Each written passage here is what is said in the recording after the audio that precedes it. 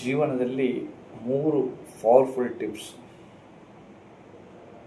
ಯಾಕಂದರೆ ಸಮಸ್ಯೆ ತೊಂದರೆ ಎಲ್ಲ ಒಂದೇ, ಬರೋದು ಸಹಜ ಗುಣ.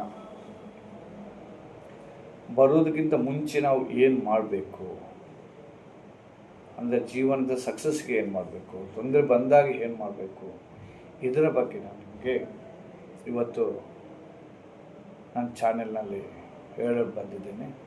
ಆ್ಯಕ್ಚುಲಿ ಯಾರು ಸಬ್ಸ್ಕ್ರೈಬ್ ಆಗಿರೋದಿಲ್ವೋ ಅವರು ಈ ಚಾನೆಲನ್ನು ಸಬ್ಸ್ಕ್ರೈಬ್ ಮಾಡಿ, ಲೈಕ್ ಮಾಡಿ,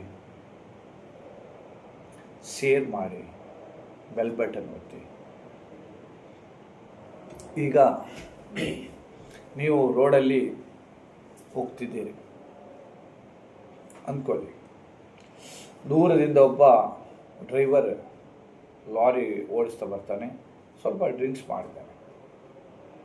ಅವ್ನು ಜಿಗ್ ಜಗ್ ಥರ ಬರ್ತಾ ಇರ್ತಾನೆ.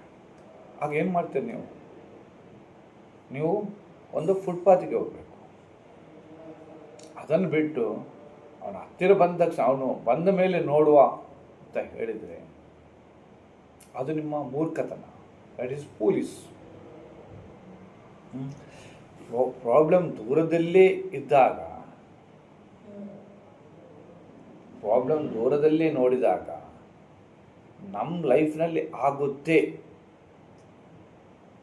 ನಿಮ್ಮ ಅಂದರೆ ಲೈಫ್ನಲ್ಲಿ ಆಗ್ತದೆ ಅಂದರೆ ನಿಮ್ಮ ದಾಂಪತ್ಯದಲ್ಲೇ ಆಗ್ಬೋದು, ಕಾಲೇಜಿನಲ್ಲಿ ಆಗ್ಬೋದು, ನಿಮ್ಮ ಫ್ರೆಂಡ್ಸಿನ ಜೊತೆ ಆಗ್ಬೋದು.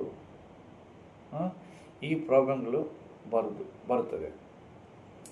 ಅಂದರೆ ಅಂತ ಗೊತ್ತಾದ ತಕ್ಷಣ ನೀವು ಅಲರ್ಟ್ ಆಗಿ ಆ ಪ್ರಾಬ್ಲಮ್ ಬೆಳೆಯುವುದಕ್ಕೆ ಬಿಡಬೇಡಿ.